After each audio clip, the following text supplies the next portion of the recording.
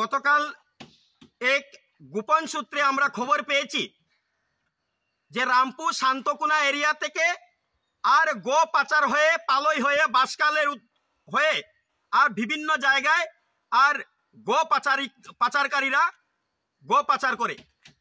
এই খবর পাওয়া মাত্রই আমরা সঙ্গে সঙ্গে কাছাড়ের এসপি মহোদয় নুমাল মাহাত্তজিকে আমি স্বয়ং ফোন করেছি এবং মেসেজ করেছি। সাথে বজরং দল তথা বিশ্ব হিন্দু পরিষদের প্রমুখদের সাথে আমার কথা হয়েছে।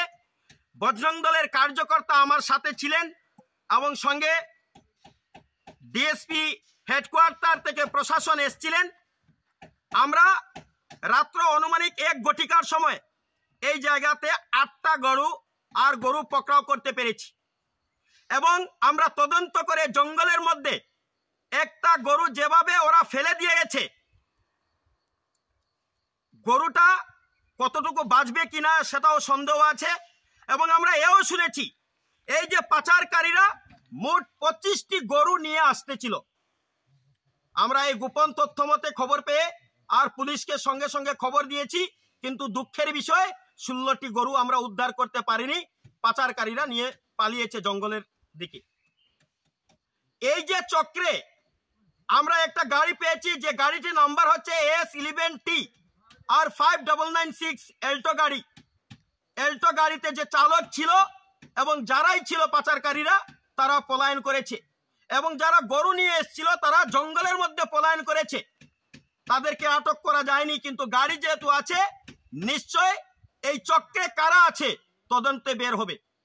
আমি আমার শ্রদ্ধেয় এসপি মহোদয়কে অনুরোধ করব ওদেরকে কঠোর থেকে কঠোরতম শাস্তি যাতে হয়, কারণ রমজান মাস শুরু হতেই আমাদের কাছে আর খবর এসছে 100টার উপরেও গো পাচার করেছে।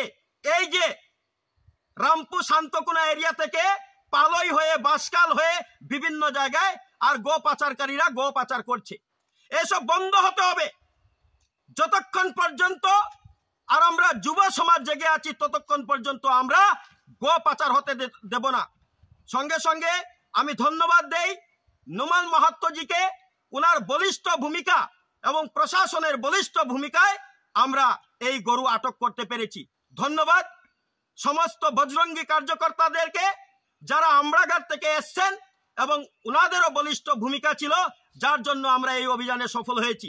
এবং আমরা আজকে এই মিডিয়ার মাধ্যমে গো পাচারকারীদের বলতে চাই, অতি সত্বর বন্ধ করে দেও, অতি সত্বর বন্ধ করে দেও। যতক্ষণ আমাদের দেহে থাকবে প্রাণ ততক্ষণ পর্যন্ত আমরা যেতে দেব না, এই কাজ করতে দেব না। আমরা লড়াই চালিয়ে যাব, যা করতে লাগে আমরা প্রয়োজনে করব। নমস্কার, জয় শ্রীরাম।